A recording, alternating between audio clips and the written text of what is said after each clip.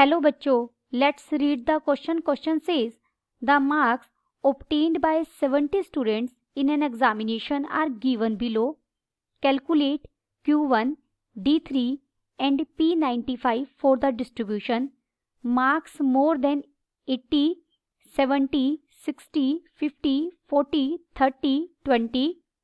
Number of students 0, 7, 18, 40, 40, 63, 70. First we see the key concept. In grouped frequency distribution,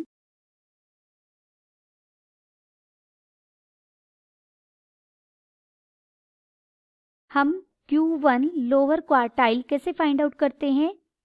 L plus n by 4 minus C divided by F multiplied by H, where the values refer to the class in which n by 4th values lie. यहाँ L क्या है? Lower limit होगी class where Q1 that is n by 4th values lie. n by 4 हम find out करेंगे. C क्या है?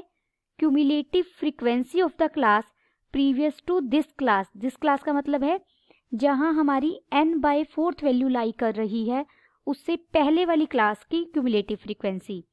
F क्या हो जाएगा? Simple frequency of this class and H is the class size. यहाँ हमें D3 भी फाइंड आउट करना है. D3 क्या हो जाएगा? L plus 3 n by 10 minus C by F multiplied by H, where the values refer to the class in which 3n by 100th value lies. And P95 के लिए हम क्या फॉर्मूला यूज करेंगे? P95 is equal to L plus 95n by 100 minus C divided by F multiplied by H, where the value refers to the class in which 95n by 100th value lies. First we prepare cumulative frequency distribution table. हमें यहाँ marks more than में दिए गए हैं. हम इन्हें class interval में convert करेंगे मार्क्स. यहाँ हम सिंपल फ्रीक्वेंसी लिखेंगे और यहाँ क्यूमुलेटिव फ्रीक्वेंसी लिखेंगे. यहाँ हमें मार्क्स मोर देन में दिए गए हैं. 20 से ज़्यादा कितने स्टूडेंट्स हैं? 70, जिनके 20 से ज़्यादा मार्क्स हैं. ऐसे कितने स्टूडेंट्स हैं जिनके मार्क्स 30 से ज़्यादा हैं? That is 63. तो 20 से 30 की रेंज में कितने स्टूडेंट्स हैं हमारे? इन दोनों की सब्ट्रैक्शन 70 माइनस 63 दैट इज 7. ऐसे ही 30 से ज़्यादा कितने स्टूडेंट्स हैं जिनके मार्क्स 30 से ज़्यादा हैं? That is 63. और ऐसे कितने स्टूडेंट्स हैं जिनके मार्क्स 40 से ज़्यादा हैं? These are 40 students. तो 30 टू 40 की रेंज में कितने स्टूडेंट्स हैं हमारे? 23. इन दोनों की सब्ट्रैक्शन. इस तरीके से हम क्लास इंटरवल्स बनाएंगे. सबसे पहला क्लास इंटरवल होगा 20 टू 30. यहाँ 70 minus 63 we get 7. Next is 30 to 40 की रेंज में आएंगे. 63 माइनस 40 दैट इज 23. 40 टू 50 की रेंज में कितने स्टूडेंट्स हैं? 40 माइनस 40 दीज आर 0. 50 टू 60 की रेंज में कितने स्टूडेंट्स आएंगे? 40 माइनस 18 दीज आर 22. हम इन्हें सब्ट्रैक्ट करते रहेंगे। इस रेंज के लिए इन दोनों को सब्ट्रैक्ट करेंगे, 50 to 60 के लिए इन दोनों को, 60 to 70 के लिए 18 - 7 करेंगे। 11 एंड 70 to 80 के बीच में कितने स्टूडेंट्स हैं जिनके मार्क्स 70 to 80 के बीच में है, that is 7। Summation FI is equal to N कितना है हमारा टोटल 70। अब हम क्यूमुलेटिव फ्रीक्वेंसी बनाएंगे। पहली क्यूमुलेटिव फ्रीक्वेंसी हमारी पहली सिंपल FI ही होगी। सेकंड क्यूमुलेटिव फ्रीक्वेंसी के लिए हम पहली दो FIs को ऐड कर देंगे, we get 30। Third cumulative frequency के लिए हम पहले तीन FIs को ऐड करेंगे, we get again 30। Fourth cumulative frequency के लिए हम इन चारों को ऐड कर देंगे, we get 52। Next cumulative frequency के लिए हम 11 को और इनके साथ ऐड कर देंगे, हमें कितना मिल जाएगा 63। एंड नेक्स्ट क्यूमुलेटिव फ्रीक्वेंसी के लिए हम इन सब को ऐड कर देंगे, वी गेट 70। जितना हमारा समीशन FI आएगा क्यूमुलेटिव फ्रीक्वेंसी की लास्ट वैल्यू उतनी ही होनी चाहिए। Here total number of observation is equal to N is equal to 70। Therefore अब हमें Q1 फाइंड आउट करना है। Q1 is equal to N by fourth value that is equal to 70 by fourth, क्योंकि N हमारा कितना है 70। This is equal to 17.5th value which lies in the class।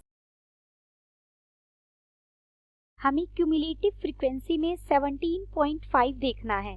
अगर 17.5 cumulative frequency में नहीं है तो उससे जस्ट ग्रेटर क्यूमुलेटिव फ्रीक्वेंसी हमें लेनी है, डेट इज 30। और इसका क्लास इंटरवल क्या है 30 to 40, इसी के बीच में हमारा Q1 लाई करेगा। तो क्लास हमें क्या मिली 30 to 40। क्लास मिलते ही हम L बता सकते हैं, L is 30, lower limit of this class. F is the simple frequency of this class, simple frequency कितनी है इसकी 23। और C क्या होगा, इससे पहले वाली क्लास की क्यूमुलेटिव फ्रीक्वेंसी। तो F मिला 23, C is 7 and H is the class size, this is 10। Q1 हो जाएगा 30 plus 17.5 minus 7 divided by 23 multiplied by 10. This is equal to 30 plus 4.56. This is equal to 34.56. अब हमें D3 फाइंड आउट करना है। Second D3 कहाँ लाई करेगा, D3 is equal to 3 into N, N is 70 divided by 10 value, क्योंकि D मतलब decile, decile के लिए हम डिवाइडेड बाय 10 करते हैं। This is equal to 21st value which lies in the class.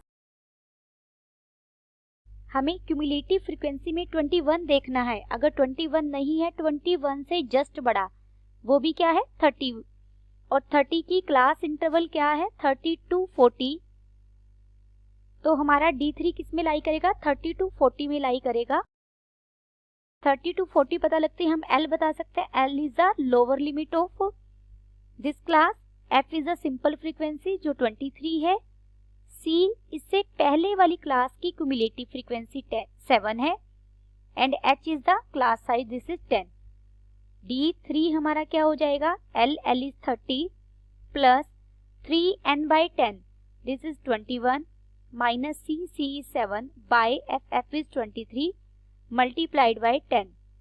This is equal to 30 plus 6.09. This is equal to 36.09. अब हमें P95 find out करना है। P95 is 95 multiplied by 70 divided by 100th value, that is 66.5th value which lies in the class हमें cumulative frequency में 66.5 देखना है। 66.5 अगर नहीं है तो उससे जस्ट ग्रेटर क्यूमुलेटिव फ्रीक्वेंसी। 66.5 से बड़ी क्यूमुलेटिव फ्रीक्वेंसी हमारे पास क्या है 70, और इसका क्लास इंटरवल क्या है 70 to 80। तो हमारा P95 किस क्लास इंटरवल में लाई करेगा 70 to 80।